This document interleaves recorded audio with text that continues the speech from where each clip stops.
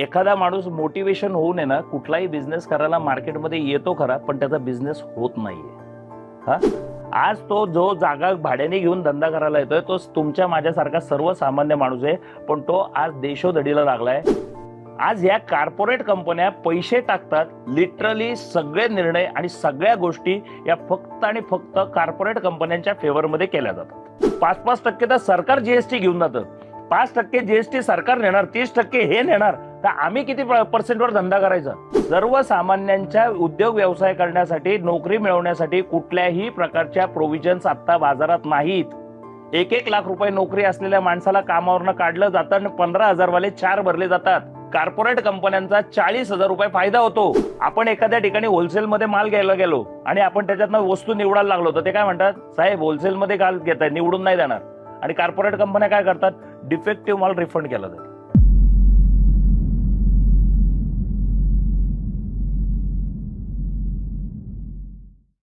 नमस्कार. खूप दिवसानंतर परत एकदा संधी दिल्याबद्दल वैचारिक क्रीडा ह्या प्लॅटफॉर्मचे मी पुन्हा एकदा धन्यवाद मानतो. तर एक नवीन विषय आता मी जो घेऊन येतोय तो विषय असा आहे की आपण एक सर्वसामान्य माणसं एखादा व्यवसाय स्टार्ट करतो आणि कॉर्पोरेट कंपन्या एक बिझनेस स्टार्ट करतात. तर या दोन गोष्टींमध्ये असा काय फरक असतो की एक छोटा व्यावसायिक आपण एक सर्वसामान्य माणूस ज्यावेळेस आपण बाजारात येतो आणि आपण बिझनेसमध्ये कोलॅप्स होतो, आणि कॉर्पोरेट कंपन्या कधी आयुष्यात बिझनेसमध्ये का नाही कोलॅप्स होत, त्याच्या मागचे काही रिझन्स आणि काही फॅक्टर्स मी तुमच्या समोर आज मी ठेवणार आहे. गंमत अशी आहे की आज तुमच्या माझ्यासारखा एक सर्वसामान्य माणूस आज आपण बाजारात व्यवसाय करायला जेव्हा येतो, तर आपण व्यवसाय करायचा म्हटलं की बिझनेससाठी आपल्याला भांडवल हे आलं, आणि भांडवलासाठी आपण काय करतो की बँकेकडे आपण एखादं कर्ज वगैरे मागायला जातो. ज्यावेळेस आपण कर्ज मागायला जातो तर बँक आपल्याला काय म्हणते की एखादं कोलॅटरल सिक्युरिटी द्या. तर कोलॅटरल सिक्युरिटी म्हणजे काय की आपली प्रॉपर्टी एकतर काहीतरी मॉर्गेज मागणार, किंवा आपलं काही घरातलं सोनं नाणं आई वडिलांचं असेल तर ते मागणार, बरोबर आहे. आणि त्या सिक्युरिटीच्या बेसिसवर आपल्याला कर्ज दिलं जातं. त्यांना एवढा बँकवाल्यांना एवढा विश्वास असतो की याचा व्यवसाय चालणार नाही, म्हणून ते व्यवसायाच्या बेसिसवर आपल्याला कर्ज देत नाही, तर आपल्या प्रॉपर्टीच्या बेसिसवर कर्ज देतात. आणि व्यवसाय का नाही चालत आणि हा कॉन्फिडन्स बँकांना का आहे हे मी तुम्हाला सगळ्यात शेवटी सांगेन. आता गंमत अशी आहे की आपल्याला कोलॅटरल सिक्युरिटी म्हणून आपल्या प्रॉपर्टी आणि काही आपल्या ॲसेट्स घेऊन बँका लोन देतात. आपला बिझनेस जर कोलॅप्स झाला तर बिझनेस तर जातोच जातो, आपली कोलॅटरल सिक्युरिटी ठेवलेली प्रॉपर्टी जाते, किंवा आपण ठेवलेले सोनं दागिने हे पण पूर्णपणे लिटरली बर्बाद होतात. आता याच अगेन्स्ट कॉर्पोरेट कंपन्यांकडे जेव्हा आपण बघतो तर कॉर्पोरेट कंपन्या काय करतात, एखादा बिझनेस स्टार्ट करतात तर मार्केटमध्ये पब्लिक इश्यू आणतात. पब्लिक इश्यू म्हणजे काय की शेअर मार्केटच्या माध्यमातून ते बाजारातनं पैसा गोळा करतात आणि स्पष्टपणे सांगतात की सब्जेक्ट टू मार्केट रिस्क. म्हणजे हा पैसा तुम्ही आम्हाला द्या, हा पैसा नॉन रिफंडेबल असेल, विदाऊट इंटरेस्ट असेल, आणि या पैशाची आम्ही गाजराची पुंगी बनवू, काय वाजली तर वाजवू, नाही वाजली तर आम्हीच चावून खाऊ, हे पैसे परत तुम्ही आमच्याकडे मागायचे नाहीत. बरोबर आहे. कॉर्पोरेट कंपन्या नॉन रिफंडेबल आणि विदाऊट इंटरेस्ट पैसा हा बाजारातनं एवढा गोळा करतात की असा पैसा जर तुम्हाला मला जर मिळाला तर आपण पण मोठमोठ्या उद्योगपत्यांचे अँटेना वगैरे सारख्या बिल्डिंग आपणही बांधू शकू. याच्यासाठी काही रॉकेट सायन्स नाहीये, कळलं. तर आता नॉन रिफंडेबल आणि विदाऊट इंटरेस्ट पैसा जर धंद्याला मिळत असेल तर मग व्यवसाय करायला सोपं आहे ना. कमी पैशात धंदा करता येईल, वाटेल तेवढे दिवस लोकांना फ्री देता येईल, होऊ शकतं. तर कॉर्पोरेट कंपन्या ज्या पद्धतीने स्ट्रॅटर्जी करतात त्या पद्धतीने छोट्या व्यावसायिकांनी स्ट्रॅटर्जी करून मार्केटमध्ये बिझनेस करायला जर माणूस एखादा उतरला तर त्यांनी भिकेला लागायचंय, ही वस्तुस्थिती. कॉर्पोरेट कंपन्या नॉन रिफंडेबल आणि विदाऊट इंटरेस्ट पैसा एवढा बाजारातनं गोळा करतात, एवढा पैसा गोळा करतात की या पैशातनं राजकीय पक्षांना निवडणुकीसाठी फंड दिला जातो. आणि ज्या नालायक राजकीय नेत्यांना आपण निवडून देतो हे सत्तेत बसल्यानंतर फक्त कॉर्पोरेट कंपन्यांचे तळवे चाटायची कामं करतात. कधीच 5 वर्षात कुठलाही पक्ष असो, कुठलाही, मी कुणाचं एकाचं नाव नाही घेत, कुठलाही पक्ष असो, कधी सर्वसामान्यांच्या प्रश्नासाठी कोणी काय बोललंय का? बोललंय. आणि याचं एक सगळ्यात मोठं उत्तम उदाहरण जे आपल्या डोळ्यासमोर आलं की जो आज कोरोनामुळे जी काही बाजारामध्ये परिस्थिती निर्माण झाली की सरकारने आपल्याला मॉनिटरिंग दिलं, पण त्या मॉनिटरिंगचा फायदा कोणाला झाला आणि त्याच्यात लॉस कोणाचा झाला हा एक बघण्यासाठी गरज आहे. गंमत अशी आहे की जी लोक आज आपल्यासारखे छोटे व्यावसायिक आहेत, म्हणजे आज आपल्याला बऱ्याच लोक आपल्याला कार्यक्रम हे करत असतात की नोकरी मिळत नाहीये किंवा काय मिळत नाहीये, तर आपण एखादं मार्केटमधनं कर्ज वगैरे घेतो आणि एखादं प्रॉपर्टी भाड्याने घेतो आणि आपण बिझनेस करायला बाजारात येतो. आणि आपल्याला मोटिवेशनल बरेच बाजारात बसलेले आहेत की कुछ किए बिना जय जयकार नाही होती, म्हणून कोणी उठण काही करतंय.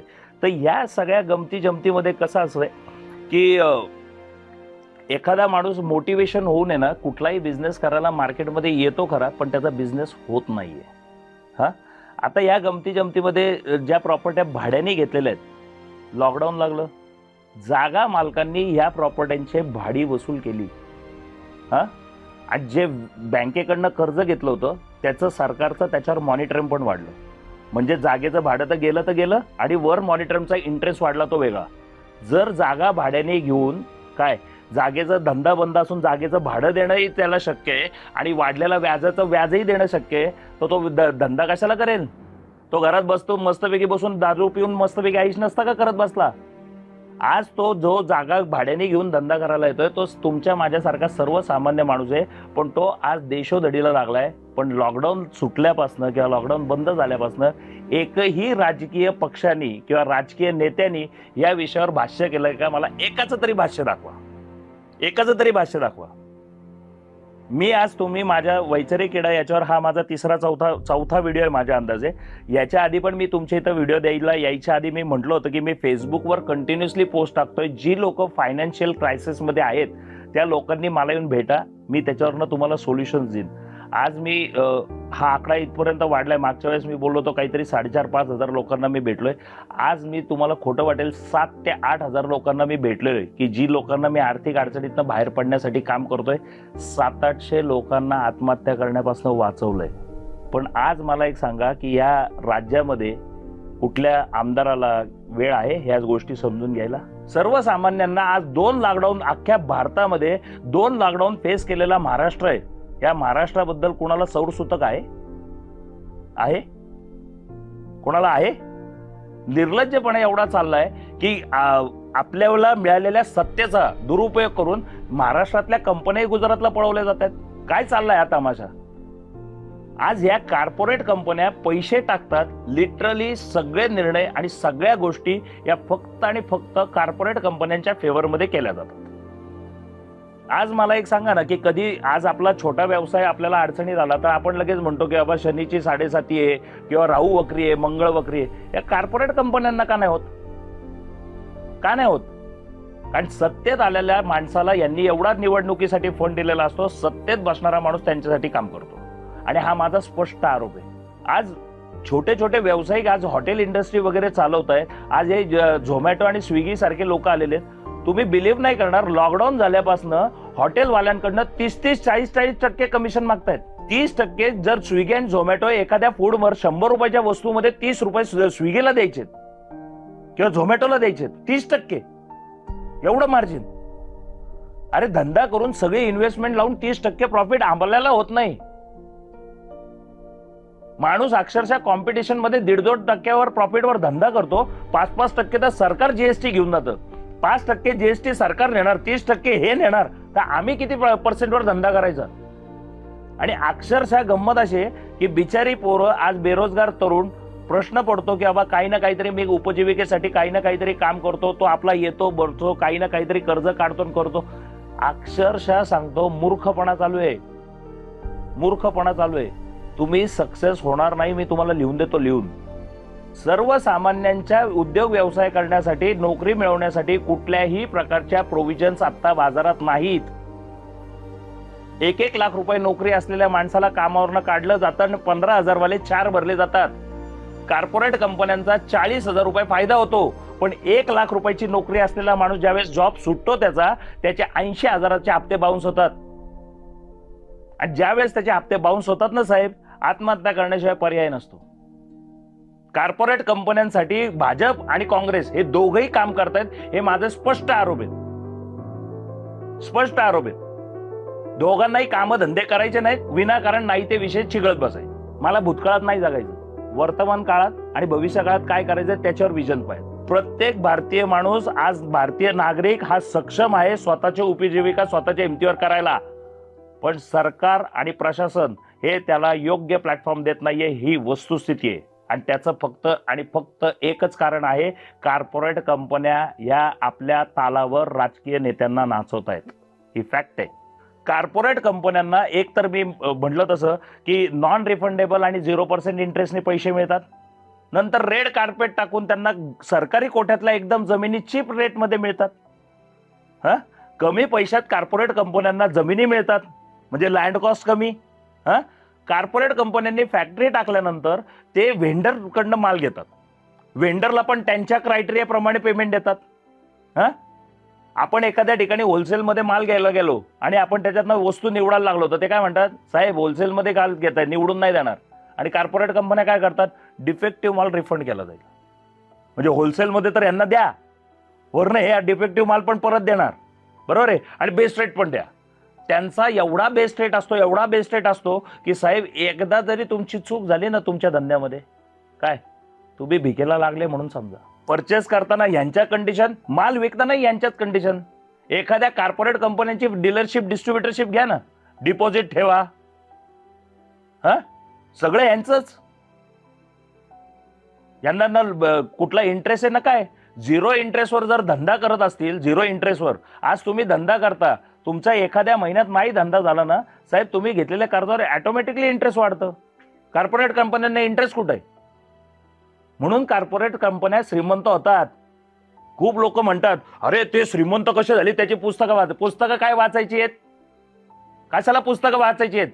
फुकटचा जर विदाऊट इंटरेस्ट आणि नॉन रिफंडेबल पैसा तुम्हाला मी देतो, तुम्ही नाही श्रीमंत होणार.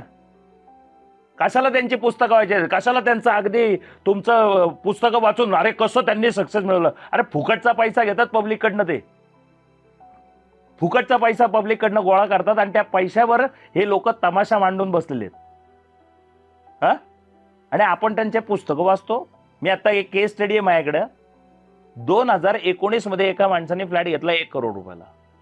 2020 मध्ये काय एक फायनान्स कंपनी त्याच फ्लॅटवर 1,40,00,000 कर्ज देते त्याच पार्टीला. एका वर्षात 40% प्रॉपर्टीला ऍप्रिशिएट करून त्याच्यावर लोन कसं डिस्बर्स होऊ शकतं? आणि हे त्यांनी पैसे घेतले आणि त्यांनी धंदा चालू केला आणि लॉकडाऊन लागलं. लॉकडाऊन लागल्यानंतर त्याचं जे दुकान भाड्याने घेऊन तो धंदा करत होता तिथं तर जागा मालकांनी भाडं वसूलून घेतलं आणि इकडं मॉनिटर वाढून आज 1,40,40,00,000 लोन झाले 1,75,00,000 रुपये.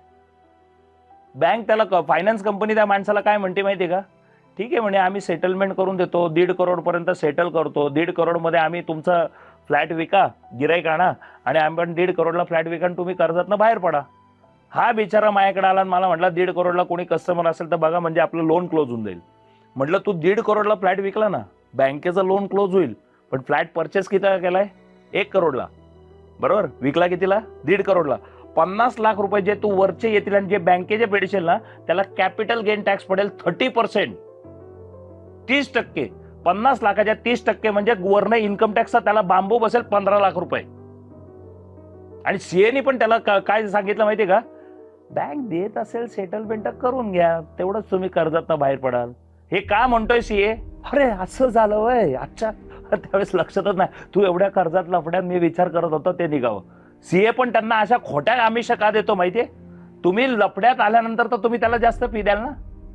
तुम्ही कॅज्युअली चालत असाल तर कशाला फी वाढेल? प्रत्येक माणूस स्वतःचा धंदा करण्यासाठी ज्या पद्धतीने सामान्य माणसाला देशामध्ये वावरवतोय हे खूप अवघड आहे. खूप अवघड परिस्थितीतनं आपला देश चाललेला आहे, खूप अवघड. काल एक केस माझ्याकडे आली, माणसाचा टर्नओव्हर वर्षाला फक्त 12 करोड आहे आणि त्याला दर महिन्याला हप्ता किती? आता 12 करोडला 10% जरी त्याचं दर महिना वर्षाचं इन्कम पकडलं तरी 1,20,00,000 रुपये तो नेट वर्षाला कमवतो. 10% जरी नेट प्रॉफिट, सगळे कामगारांचे पगार सगळं झालं, त्याला दर महिन्याला 25 लाख रुपयाचा हप्ता आहे. फेडू शकतो? बँकेने एवढं लोन कुठल्या बेसिसवर दिलं? पुढच्या महिन्यापासून त्या माणसाचे हप्ते बाउन्स होणार आहेत. तो माणूस येऊन बसला होता, म्हटलं सर, म्हटलं लॉकडाऊन मध्ये मी कोणाकडनं मॉनिटरिंग घेतलं नाही, मी आहे त्या लोनवर लोन टॉपअप करत म्हणजे मी जे मागच्या एका व्हिडिओमध्ये सगळ्यात पहिल्या व्हिडिओमध्ये बोललोय की एक ठिकाणचा खड्डा बुजवायला दुसरीकडे खड्डा खणू नका.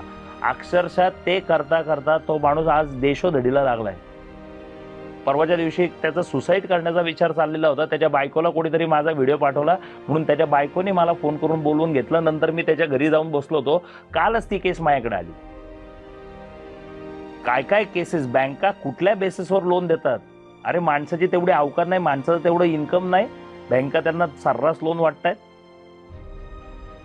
आणि रिकव्हरीची काय पद्धत, काय लोक बोलतायत, किती ऑडिओ ऐकू तुम्हाला.